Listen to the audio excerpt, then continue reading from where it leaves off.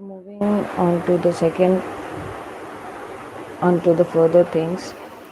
In the last class, we have discussed, in the last lecture, we have discussed about the different contact methods that an extension agent use to contact his program or to communicate his program or to disseminate the information that he wants to do to the farmer through different various methods. Some of the methods were about the learning teaching extension program method, that was about how the learner learn and what teaching should be given to the uh, farmers so that they are able to understand everything, and they and the aim of the extension worker extension agent should be completed through the program that is conducting in the village or in the rural society with the farmers. All the programs should be benefited to the farmers according to their local condition, according to their cultural condition, according to their uh, on ground requirement. So now we move on to different contact method. As in last lecture, we have already seen a lot of uh, things that is given, as if like the first one was about uh, uh, the learning teaching contact method has been divided into two factors, that is according to the uh, contact base or according to the use. So now we will start with each and every factors and learn how um, according to uh, according to use how many ways, and according to form. So according to use, the first one was individual contact method. So individual contact method, as itself signifies that it is individually you are contacting to the person. Okay, so this is a very nice way to contact, because you are focusing wholeheartedly to that particular person when you are talking to them. If the communication is happening in one to one, face to face, it is more understandable and uh, more more reasonable. Why it is more reasonable? Because many of the things that we give in a group, it is very difficult for us to understand each and every factors. But when we are talking in individual ways, face to face ways, in that condition, it's very effective, because we know that what is happening and how you can contact. And if there is some doubts and all, you don't hesitate to ask, you don't feel shy to ask. Okay, so the first individual contact method, that is about individual contact methods are divided into many forms, but we will talk about the most used form that a extension worker use while communicating to the farmers. Okay, so uh, the first form is farm and house visit. So as the name only signifies that extension agriculture extension worker is visiting, or agent is visiting a farmer individually and trying to understand the fact that how the things are going on. Okay, so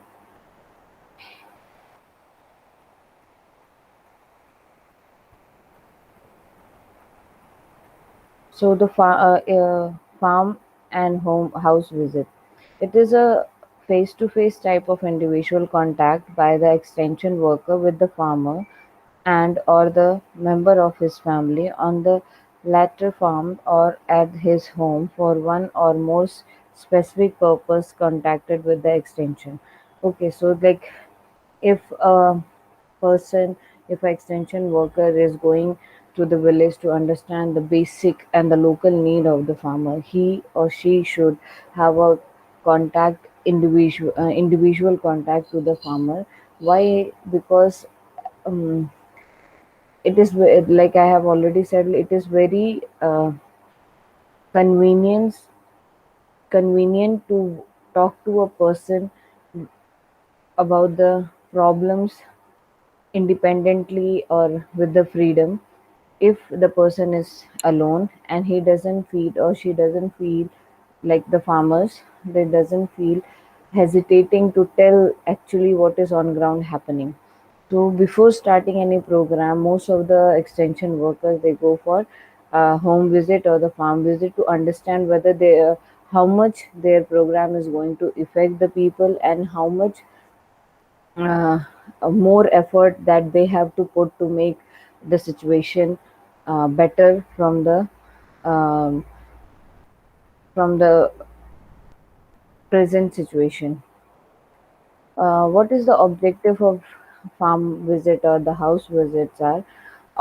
First, it obtain give first-hand information on the matter related to farm and house condition. So, like I have said, whatever the perception a agriculture extension worker makes and come to the farm, come to the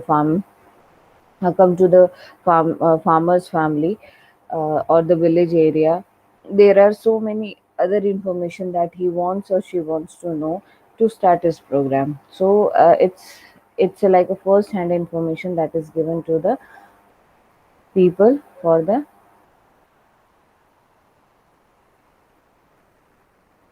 people to understand the fact. Then the second one is give advice or otherwise assist to solve a specific problem or to teach skill. So if by for example, if a person tells that I don't have any other source of income for my for family, so that the extension worker should give some alternative occupation idea, so that the person in his or in their free time, when there is time for preparation of the land, after the preparation of the land or after the sowing, there is enough time, so they can do another type of activity and earn the money.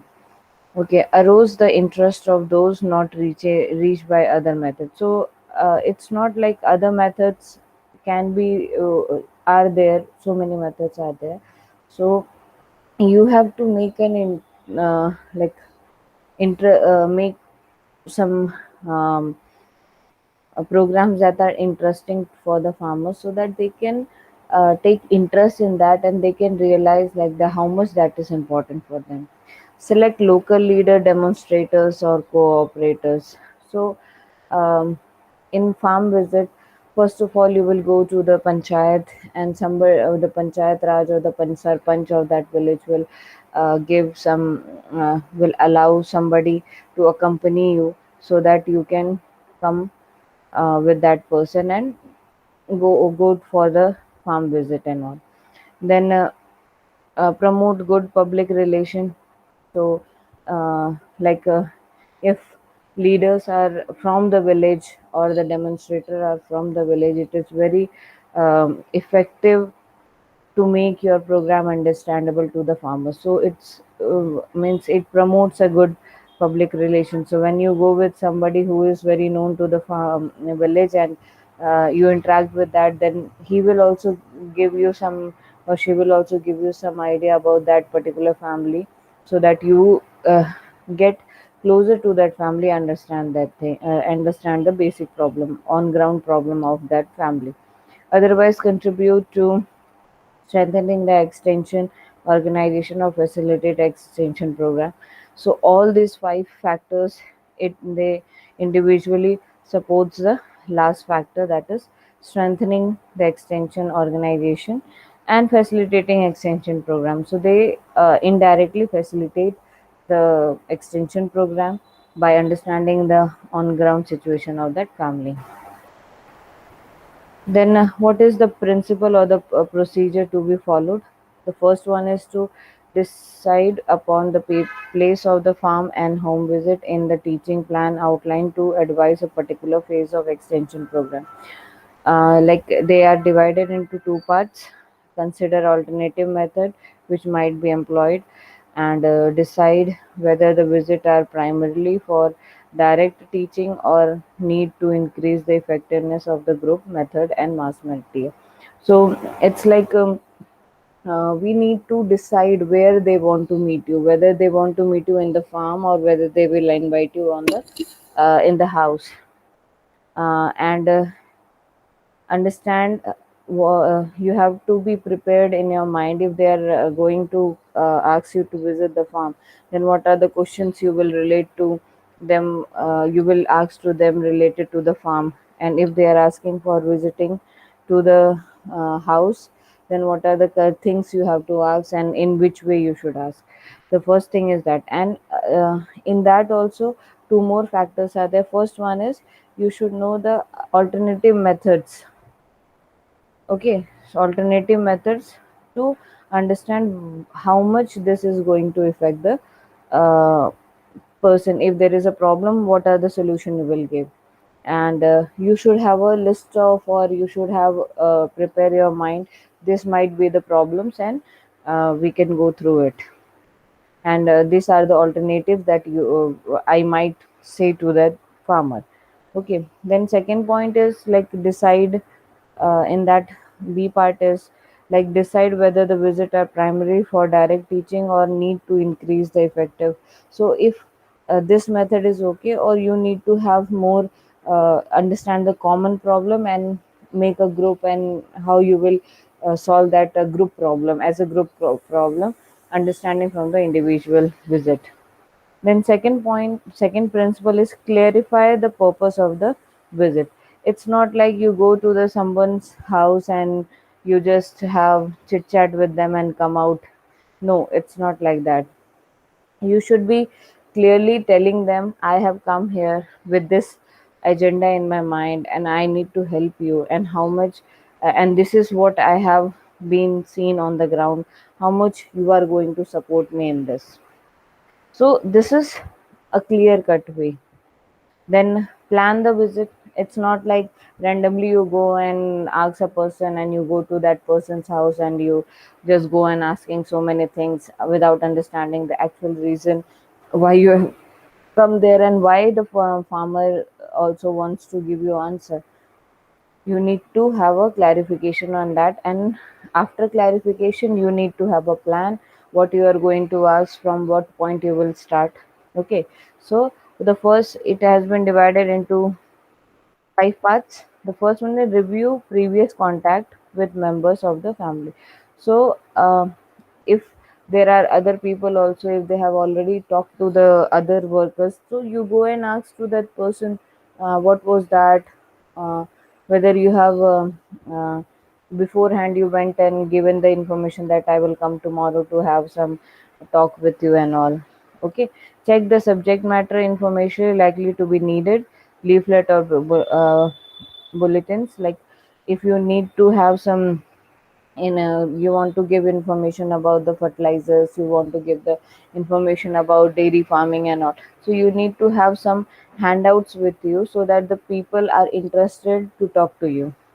Workout schedule of visit in the community to save time. It's not like you one day you will go in two families and other day you have time and you go in the seven families. It's not like that. So you need to work out like today how many families you will go, what are the question you will ask, what was left behind, what was unanswered. You have to review everything and then plan a new thing.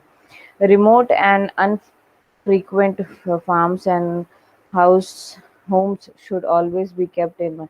So it's not like only the families that is considered by the panchayat you go and visit that particular family. No, it's not like that. You try to go to the families who are left behind, or some other, because of some other reason they do not, they hesitate to talk to the people.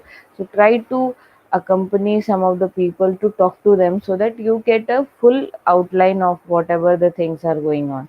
Consider best approach in view of individual family situation. Okay, whatever the situation the family is going through, you need to have a some best approaches to how to you how you will go and talk to that family. For example, if there is a family who is from the lower caste, and they have been um, punished for some, not just lower caste or any other reason, they have punished for some crime or something, they have thrown out of the village. So they are the part of the village, but they are living outside the village. So you need to have some uh, approaches to go and talk to them, so that they can also tell you what are the problem they are facing, and how these problems can be resolved. Then the fourth uh, principle is make the visit. Okay, so you have already planned. This was the outline you got from the first hand information you have got from the panchayat, and now it's time to make a visit. So first they have 10 approaches that should be 10 approaches that should be kept in mind while making the visit. The first one is punctuality. If you have tell that I will come at 10 o'clock, please be there at 10 o'clock, because maybe the farmer will go to the farm for some work, or maybe they will have food or something, maybe they will have some other work. So let them finish all that, get free, and then you go there, so that they can give you full time and full information whatever you are going to ask. Be friendly, sympathetic to them. So it's not like you go there, you ask like a survey person, "Oh, what was this and that," without having any politeness in your voice. Be humble to them, be friendly to them. Start asking about the journal thing, and then go to the in-depth way. It's it's not like by question they will answer you, as if like they are interviewer, you are interviewer, and they are interviewee. They will go and give the interviews, you mark the answers, and that's over. Okay, then the third point is gain and desire interview confidence. Even it's many of the in the rural area, most of the farmers are very conservative. They don't want to expose anything, they don't want to talk to the other people. They will they don't want to have any interaction with the outside people. So try to gain their confidence, try to understand whether they are interested in talking to you or not. Let the farmers do most of the talking. It's not like always you are talking from your side. Ask them a little bit question, and go on adding, okay, what happened, then what happened, then what happened. Let him tell you everything about the farm and the family. Speak only when he is willing to hear you. It's not like all you will cut him in between and start telling you the new things. Okay, I think this is good. I think this is. Don't say like that. Try to understand what he wants to hear from you, and how much he wants to tell you. Talk in terms of his interest, not in your interest. Use natural and easy language. Speak slowly and cheerfully. It's not like with rude, okay, I need to complete this today, I need to complete this family, so please give me the answer and I will go. Don't be rude like that. Be polite, go on slowly, because nobody opens with a person who is first time visiting you.